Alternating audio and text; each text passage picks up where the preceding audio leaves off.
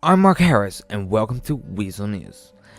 On today's news, hostage situation, grapeseed, armed robbery at the LTD, further developments in the gang war around Los Santos, meth lab causes fire. Earlier this week a hostage situation occurred in Grapeseed. Two men were taken hostage. The police did an intensive search around the area where two gentlemen were taken hostage. Moments later they found the suspect's vehicle. The police ended up with a pursuit through Grapeseed towards Paleto Bay.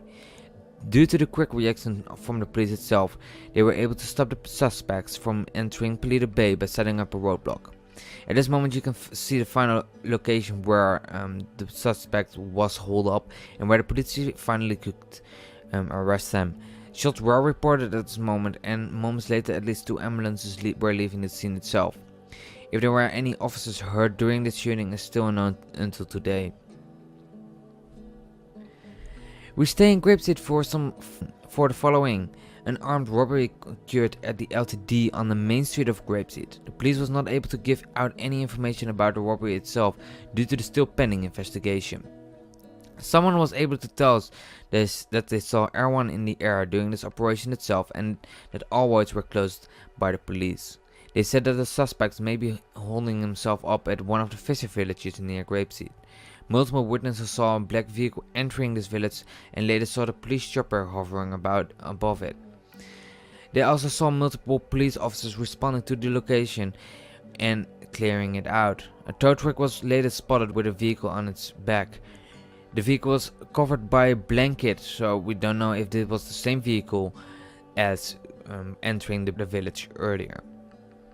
We assume that this was the vehicle from the suspect taken away. The police later said that the suspect involved wasn't found on the scene at the Fisher village or either in Grapeseed, but they were able to grab him a few days later. And now we're back with an update on the war from the streets of the city.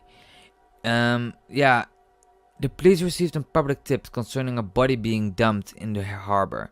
Responding officers located a single female victim who was lucky to be still alive, suffering hypothermia and a gunshot wound.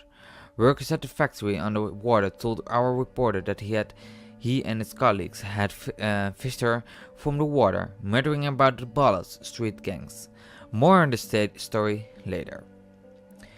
The Sandy Fire Department responded to a big fire this week at the Ace Liquor in Sandy Shores. Due to the fire there were multiple explosions. How the fire was started is still unknown.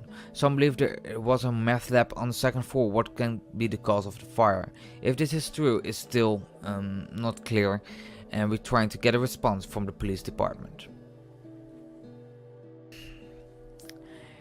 The game between Los Santos Panic and the Liberty City Warriors that was planned last week was cancelled during the weather, but today, after another week of waiting, the game was played.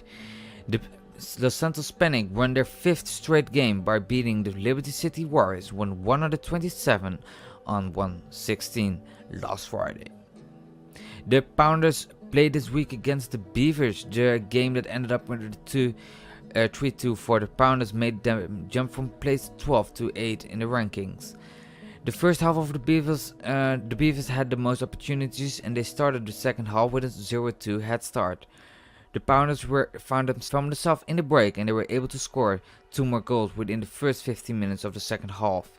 And when everyone thought the game was played, they scored again in the last minute and won the game. My name is Mark Harris, and from all of us here at Weazel News, thank you for watching and have a good night.